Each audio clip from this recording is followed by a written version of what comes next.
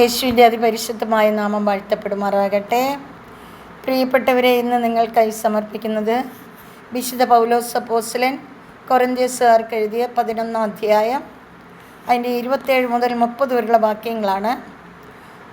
ആ വചനം ഇപ്രകാരമാണ്: തന്മൂലം ആരെങ്കിലും അയോഗ്യതയോടെ കർത്താവിൻ്റെ അപ്പം ഭക്ഷിക്കുകയും പാത്രത്തിൽ നിന്ന് പാനം ചെയ്യുകയും ചെയ്താൽ അവൻ കർത്താവിൻ്റെ ശരീരത്തിനും രക്തത്തിനുമെതിരെ തെറ്റ് ചെയ്യുന്നു.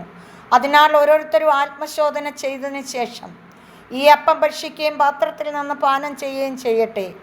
എന്തുകൊണ്ടെന്നാൽ ശരീരത്തെ വിവേകിച്ചറിയാതെ ഭക്ഷിക്കുകയും പാനം ചെയ്യുകയും ചെയ്യുന്നവൻ തൻ്റെ തന്നെ ശിക്ഷാവിധിയാണ് ഭക്ഷിക്കുന്നതും പാനം ചെയ്യുന്നതും. നിങ്ങളിൽ പലരും രോഗികളും ദുർബലരുമായിരിക്കുന്നതിനും ചിലർ മരിച്ചുപോയതിനും കാരണം ഇതാണ്. ദൈവവചനമാണ് നാം കേട്ടത്. നമുക്ക് ദൈവത്തെ സ്തുതിക്കാം. പ്രിയപ്പെട്ടവരെ, ഈ വചനത്തെക്കുറിച്ച് നമുക്ക് ധ്യാനിക്കാം, ഈ വചനത്തെക്കുറിച്ച് ചിന്തിക്കാം.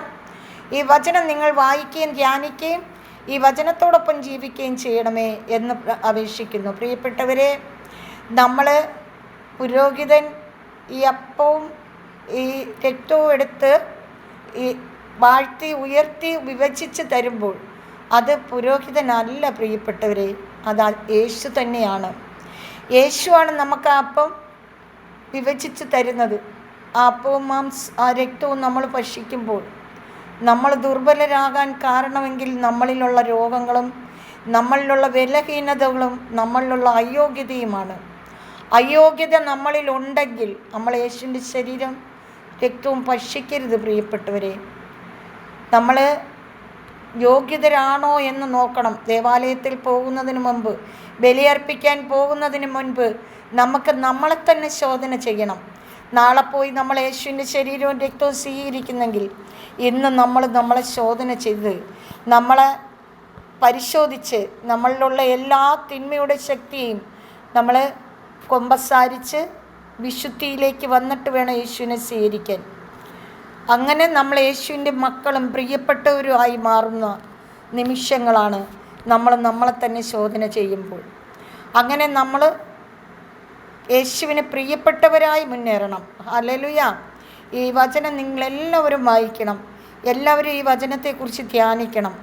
പലപ്പോഴും നമുക്ക് ഈ വചനം ഹൃദയത്തിൽ പതിക്കുന്നില്ല. അതുകൊണ്ടാണ് ദുർബലരായ നമ്മൾ പോയി യേശുവിനെ സ്വീകരിക്കുന്നത്, പൂർണ്ണതയില്ലാത്ത നമ്മൾ പോയി യേശുവിനെ സ്വീകരിക്കുന്നത്.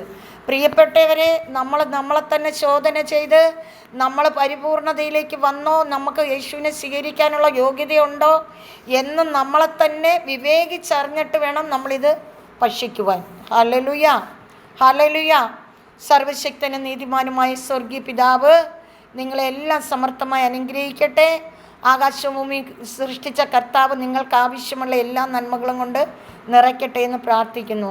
പിതാവായ ദൈവത്തിൻ്റെ വാത്സല്യ സ്നേഹം കൊണ്ട് നിങ്ങളെല്ലാം മൂടട്ടെ എന്ന് പ്രാർത്ഥിക്കുന്നു. നിത്യം പിതാവും പുത്രനും പരിശുദ്ധാത്മാവുമായ സർവ്വേശ്വര എന്നേക്കും ആമേൻ.